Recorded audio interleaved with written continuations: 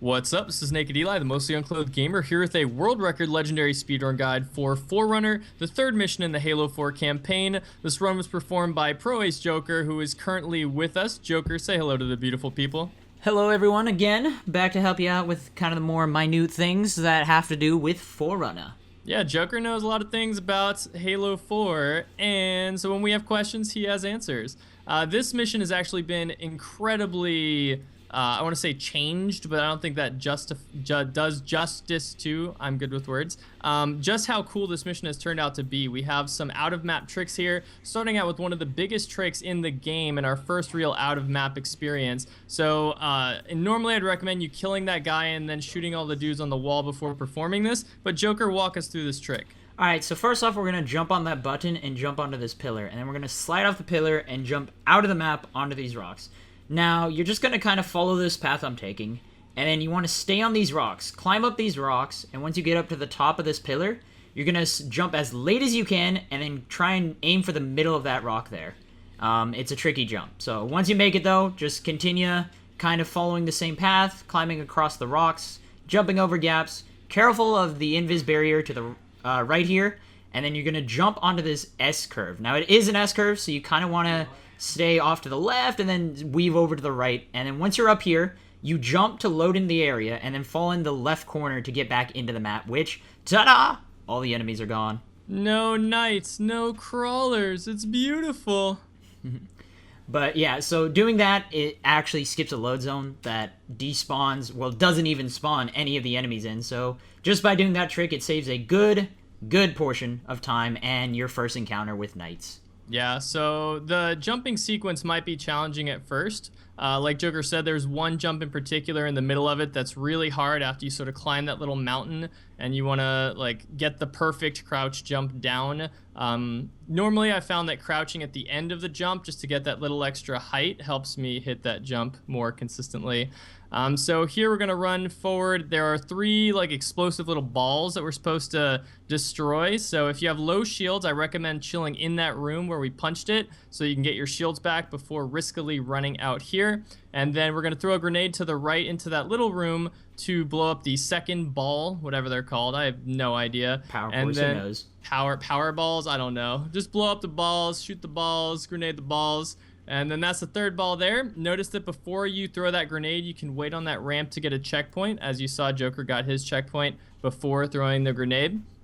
And then you can just run all the way up to the top and we are done with that section. You don't have to kill any of the enemies there really, although sometimes I find going from ball numbers 1 and 2 to the ball 3 ramp, if that made any sense, I find that shooting some of those crawlers actually helps me survive more often than not.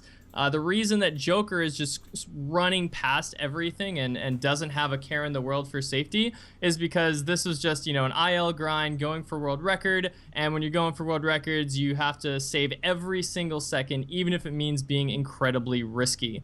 So, Joker, you want to talk about some of the comments you read about how, like, some people think that these tricks just can't be done by normal people? Oh yeah, well, I'm a normal person. I do normal everyday things just like you. But truth is that I have played this game a lot, so that's why I can do all these tricks as fast as you can.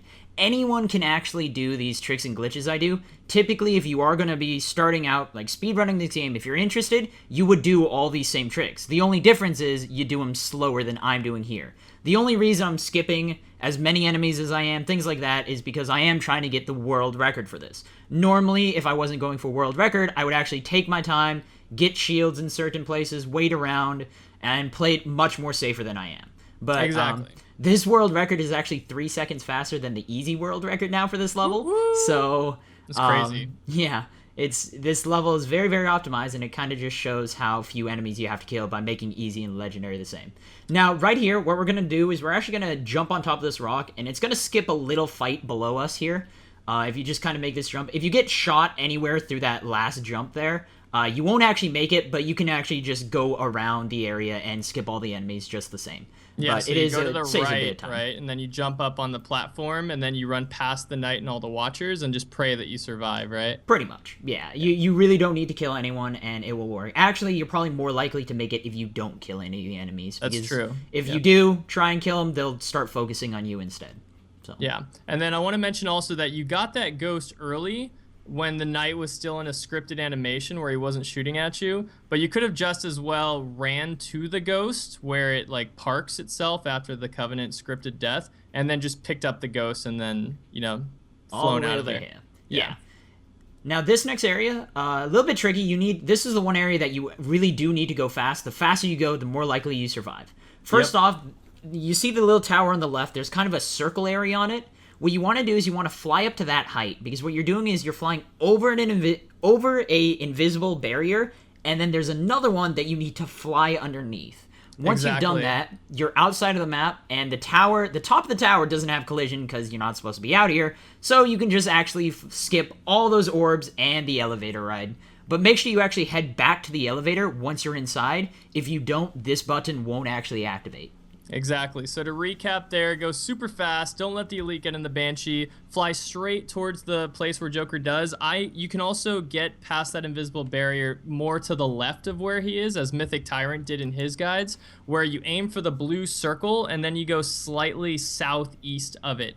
And then you just fly straight down through past those rocks where Joker went. And if you can go outside of those rocks down towards the bottom of the map, then you know you're past the invisible barrier. If you're hitting into the rocks and you can't go down to that bottom floor, then you haven't done the trick and you need to restart your checkpoint and try it again. And it does take a little fiddling with to find that exact point where you can just slip out of the map. Yeah. That area was very difficult before we actually found that trick. So it was really, really hard. That was like the hardest part in the game, probably. Yeah, it was really risky. Well, right here. So those were actually the only enemies we are forced to kill this entire level. So every other enemy you don't actually have to kill. But here, you want to actually go to the right. You can go to the right, or sorry, left. I know my directions. Right. But no, you actually go left. The right way is actually harder and more riskier to do. There's more enemies, and there's a phantom that will just destroy you. So anyways, you actually want to just kind of...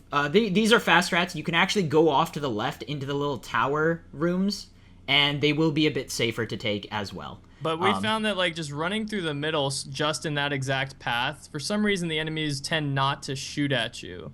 Like, it's rare that they'll fuel rod you and you'll just have to do it again. But for the most part, it's safer than I think it looks. Most of the time, the fuel rod guy isn't even shooting at you when he tries to hit you. He's shooting at another enemy, and you just happen to cross the same path. Yeah, it happens all the time. So... so that jump right there is not too difficult. It might take a practice jump or two to nail it down. But once you do that, you skip that entire final fight sequence.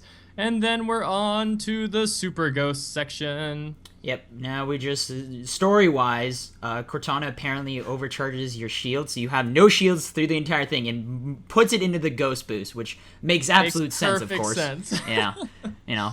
Perfect. Great way to explain it. It goes explain Super Saiyan, dude.